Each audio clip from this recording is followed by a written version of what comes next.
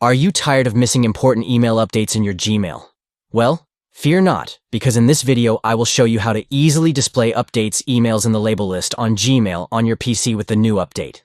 Let's get started. Step 1.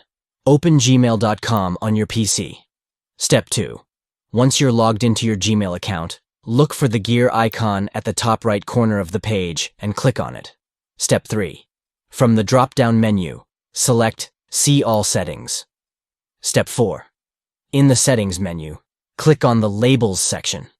Step 5. Scroll down until you find the Updates label. Click on the option to show updates.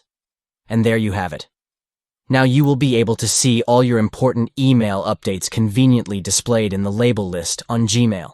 With just a few simple steps, you can ensure that you never miss an important email update again. So go ahead and give it a try on your Gmail account today. Thank you for watching, and don't forget to hit the like button and subscribe for more helpful tips and tricks. Happy emailing!